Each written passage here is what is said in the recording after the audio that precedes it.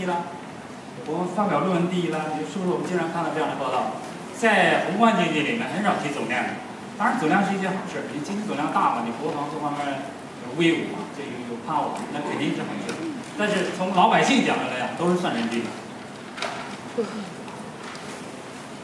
我们现在处这个阶段，为什么创新创业这么重要？我们一定要从宏观经济的这个高度和国际视野来看这个问题，来教我们的学生。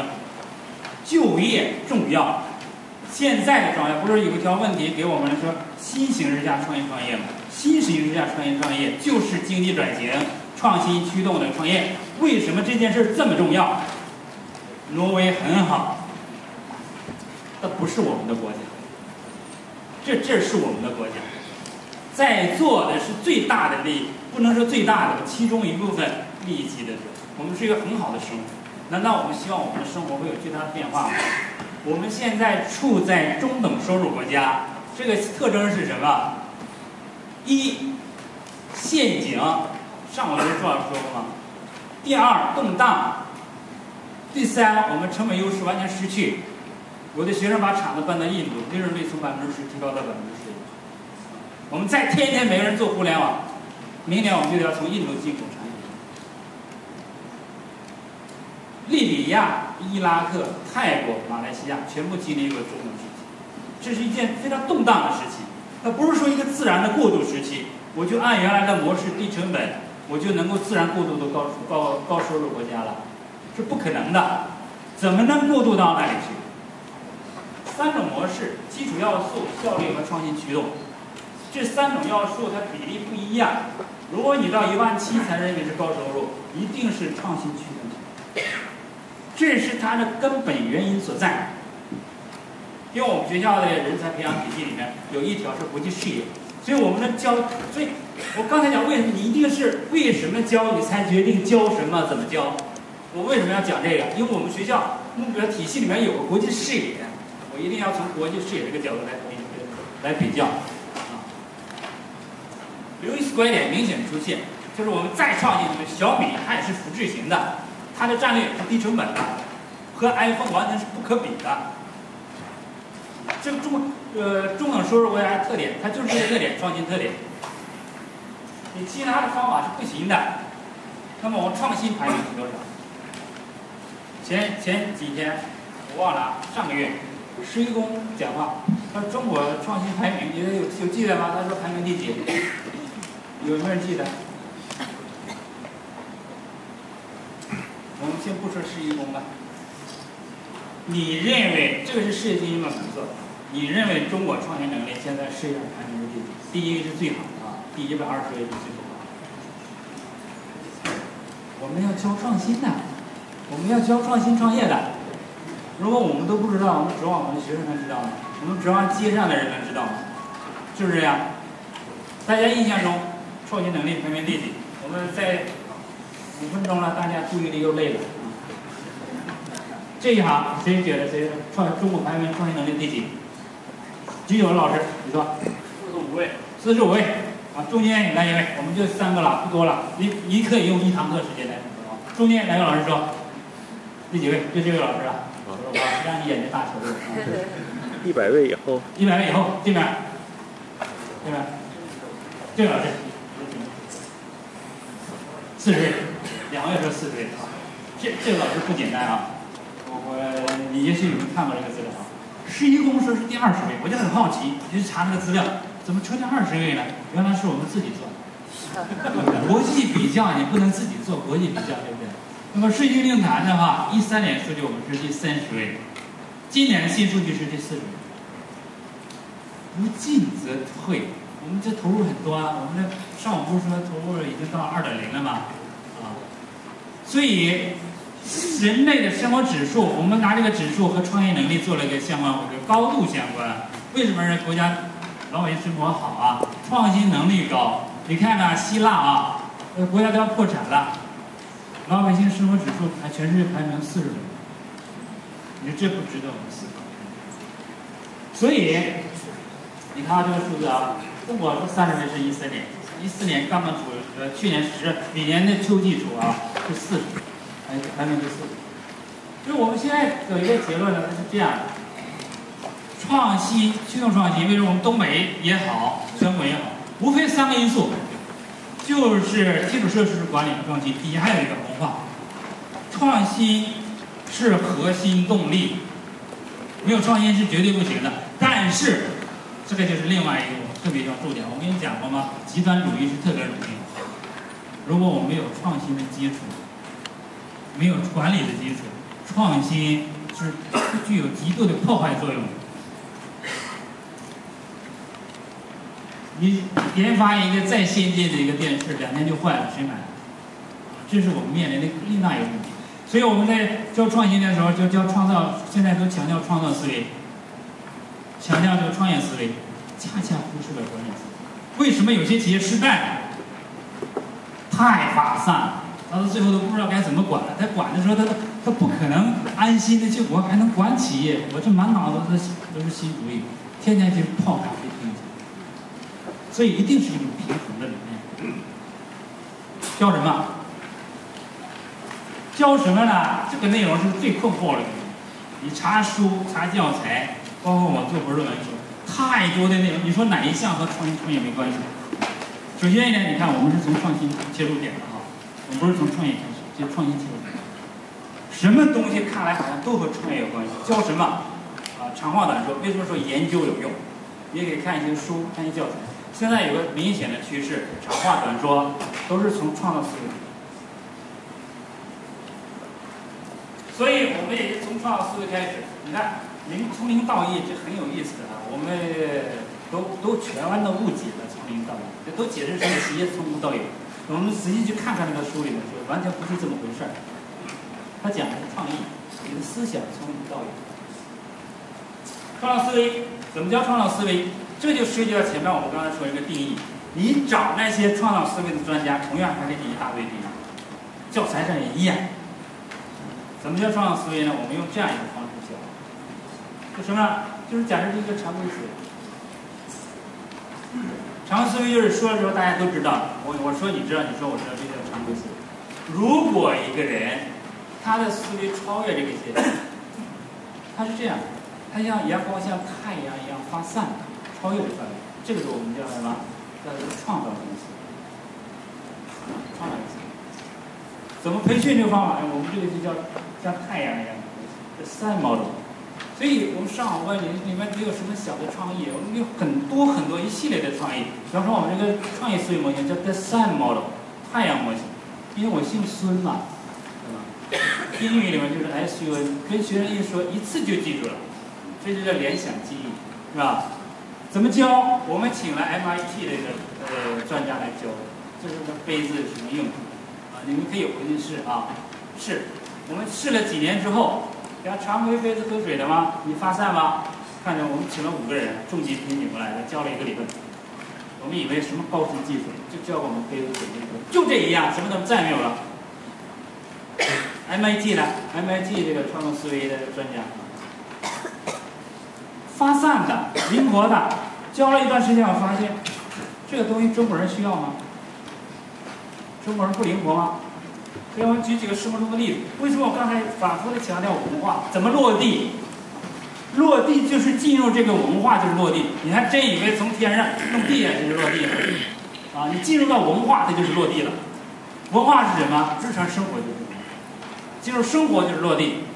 你看西餐吃饭啊，3把刀3把叉，特别有规矩啊，特别有规矩。我们中国人就完全不一样。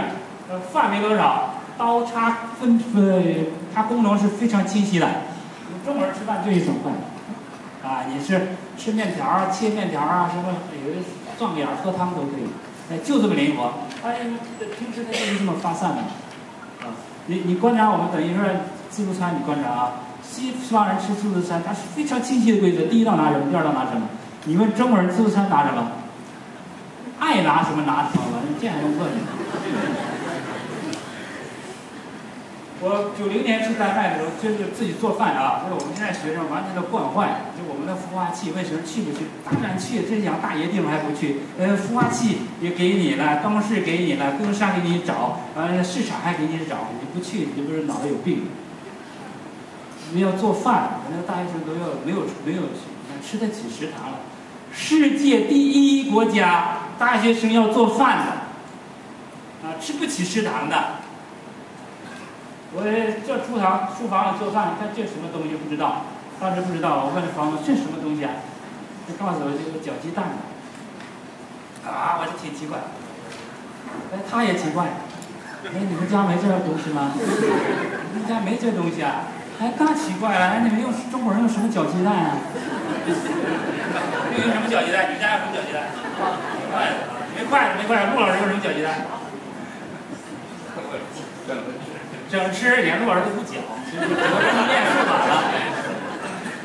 中国人是逮什么用什么，对不对？用勺也可以，用手也可以啊，什么都可以。这就这么发散，这就是这个民族的特点。你不从文化深层认识的话，你不可能了解我们中国人什么样。为什么要旅游啊？台湾有句话叫"再穷也要带孩子去旅游，看见世面"。你看外国的打蛋器多少，刀多少啊？你看我们中国厨房就是一把刀，就这把刀，你可以这样定义：任何改变形状的操作可以使用的一种工具，这就是中国厨房刀。所以它是很灵活、很发散的。你还给它什么右脑思维，不是浪费时间吗？是不是这样？而且你在创造思维教育，你看过多少书都是右脑思维，对不对？中国人都已经这样了，你再让它发散，都成神经病了。发散的都收不回来了，就散了，真的散伙了。所以有人研究，所以你看这个研究很有意思。他研究中国人用什么东西能做饭啊？一个刀，一个勺，一个锅，中国人就足够做饭。为什么？技术灵活，发散，对吧？所以你按照这种行为观察的话，中国人思维方式是，跟我们一再讲，中国人我们要培养学生的思维方式，是不是啊？这是对的。那我们中国人思维方式，你得先知道它是什么样的，对不对？这个战略还讲从 A 到 B， 我在哪儿，是不是？战略里有句话，我不知道我在哪儿，每条路都能带你到那儿前方去，是不是这样？我们是什么样子啊？你看这些例子，你回想一想，我们中国人是灵活的，是不是啊？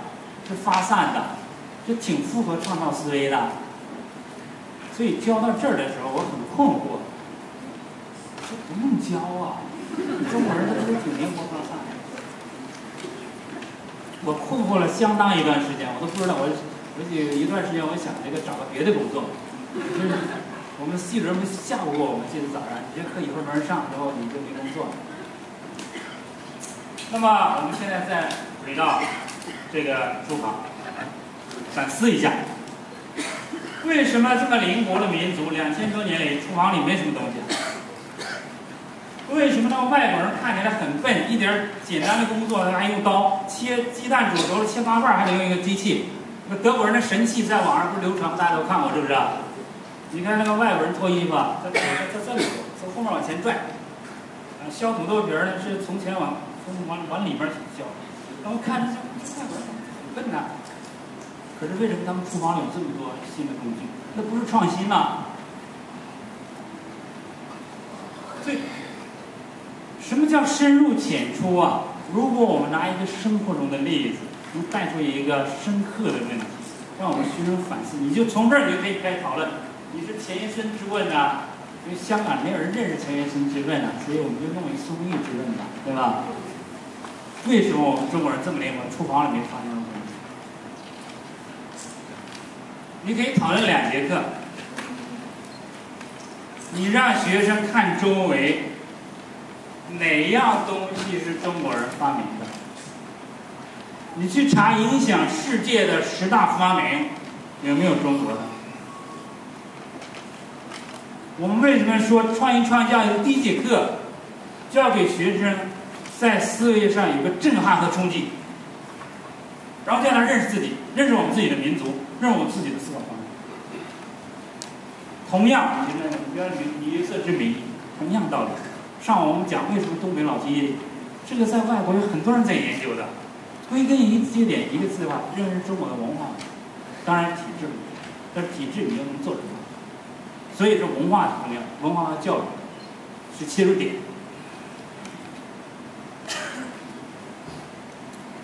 美国副总统拜登是吧？拜登去年在美国空军学院开幕式，他致辞，他这样说。他说：“我们现在面临来自中国强大的挑战，但是你们不要怕，因为中国人不创新。”他说的不是我说的，他说不信我挑战你，你告诉我中国人创新了什么？所以这种话啊，当我们听起来的时候，我们曾经当过五花言论来批判，啊，他对我们不尊重。但是我们冷静的想一想，对我们有没有什么启发？哪怕是点刺激也好，是不是这样？所以，我们一定要从创新开始。后面有些互动的我们就不做了啊，就是直接就讲我们怎么教。既然创新这么重要，怎么教？我们用一个简单的一个例子说明这个啊。说明什么呢？我们现在啊，顺便讲一下，就是我们这个，你一定要有个过程。你没有过程的话，你没有办法教，你没办法实施。怎么样一个过程呢？创新过程肯定很复杂。研究什么目的？研究就是把复杂的问题简单化，可以和人分享。那么创业过程呢，简单化到什么程度？你先有一个想法，对吧？大家都理解。想法没有用吧？你要把这个想法变成一个产品，还是没有用的。产品有什么用啊？放在库存里面啊？你一定要把这个产品带到市场，才实现它的商业价值。这就是创新的最简单的一个过程。这个过程我相信大家都知道，不重要。重要的是什么？重要的是我们从教育者的一个角度来看每个阶段它背后的教学意义。我们看这个想法，它属于哪个专业？所以我们一定要找到它的源头。我们就不再吵架了。为什么要找到源头？它是创造思维的，会记不记？你找文献，创造思维在哪里开始的？心理学里。现在大量的研究也是心理学里。心理学属于哪个领域？它属于社会科学 （social science）。产品呢？产品呢是创新，是技术，上面还有科学，是理工科的专业的，比如说财经专业，它就属于专业的。market 是哪个领域呢？大部分都在，是属于创业企业的、商学院的。大家想一想，为什么创业这么难教？创业大家期待这么多，它一个实验性强，第二一个它是跨专业的，这个是它一个真正的难点，这是我们很多人没有意识到的这样一个问题。我们的学校，包括美国的学校，哪个学校不是这个3个专业分开设置的，对不对？是不是这样？你商学院、理学院和社科院，它完全是分开的。你从它的学科内容、物理位置，还是从它的这个成本核算，都是分开的。在中国就更加明显，就是连在教育部都是分开的。教育部现在有3个指导委员会，创业教育指导委员会还分2个，还有个教育指导委员会，还有一个实践指导委员会，然后理工科科学大赛指导委员会，刚刚又成立一个创造思维与创新指导委员会。所以我们是从上到下都是分开的。所以创新创业教育第一条，也可以说是障碍，必须把这个墙劈了。为什么创业的学院不能挂在管理学院里？但是你愿意挂也可以，你要挂在那里你难受，你能协调了全国学校的这个不同专业，你不协调根本都没有用。就是基于这样一个理念，我读硕士的时候，83年读硕士啊，我已经半百之人了啊，没有什么别的追求了，就是这点兴趣了啊。我的导师告诉我，他从苏联回来了，他苏联第一个中国的博士，60个想法，当时只有1个到了市场。我教的时候，我找学生问，去查这个资料，我第一次震惊是《经济学人》一篇文章，3000个想法，现在可能有1个到市场都不错了。后来查5000、1万，所以信息时代确确实实是到来了，信息时代绝对是到来了。你再有一个，我们现在学生有1个烂想法，恨不得马上就 IPO 了。所以我们缺乏这个筛选的一个过程，怎么办？我们是需要一个模型，就是在这个基础上，我们提出了这个33333没有这样一个过程，我们不可能了解整个创业这个过程的这个一个模型。没有这样一个完整的模型，我不可能了解这样的一个过程。无论是基础课，我们一定要去了解这个过程。即便是你第二阶段准备创业，或者是已经创业，了解这个过程也是非常重要的。那么我们这个333啊，都详细内容是3心3动3力，现在已经不是指3个3了，我们现在有7个3。啊，等一下，后面我给你介绍，因为不断的在改进嘛。它每个过程之所以把它分开，是因为专家在这个领域里打架，偏说创业包括创新，偏说创造思维的也包括创业。我们现在就清楚的把它分开。你创新就是管想法的，创造思维，创意就是想法，创新就是产品，创业就是你的业务，这是一个企业。然后有区别，再把它联系起来。现在最差的就是怎么把它联系起来。区别开始好一些，然后逐步一步落地。我们又怎么出来一个6A 呢？6A 这个就是我们前一段在网上讨论那么长时间，也没有一个完美的结果。你到纳入学分体系之后，你一定得考核。你不考核怎么办呢？你这是一门课呀，你无论你是考察还是考试还是测验，你都得有考核内容。我们学校考察创业3个指标供大家参考啊，3个 A。英语啊，它这个修辞特别讲究，高层次特别讲究，这个叫头韵，中国写诗押后韵嘛，英语是头韵和尾韵，3个 A 一样的。第一个 achievement， 你教创业出来什么东西了？你也叫我知道我学完这课我学什么东西？我就让你有新想法，有个产品的一个概念，做一个商务计划。我怎么教啊？有什么能力啊？这3个 A， 第2个 A ability， 发现问题啊，解决问题啊等等这能力。重要的是不是说有精神吗？有思维吗？在哪儿？态度 attitude， 这个是我们学校，不是我编造的，我们学校要求的3个 A。然后我自己又加了一个评估，第2个 assessment。每个阶段它最重要的就是它这个原创性、技术可行性和持续性完全不同的一个评价指标。这个是一个企业家必须具备的一个换挡的思维方式。为什么有人失败？他到了一定阶段，他这个思维方式转不过来，他就坚持不下去。详细的节我们这一上午也讲不完。我刚才说了，我们有个创业心经在前面的传单，先有一些介绍，会后有内容。除了了解创业过程，还有一个重要的功能，这个是因材施教的。培养领袖。迪拜我去的时候，我以为它有石油，原来什么都没有，石油也没有。为什么突然变成一个世界创新之都？他告诉我们最重要一个因素，我们有个 vision leader。现在中国最缺，我们不缺工程技术人员啊，我们不是说这个都要工程师，哪个领域出人才我们都需要，但是我们最需要的就是一个 vision leader。中国人在美国那么多工程技术人员，连小组 leader 做的都少。都没有印度人多，为什么？我们没有 vision。那么你看，我们根据文献看啊，所有的学校啊，它都是这种形式的，跨专业的，都是跨专业的。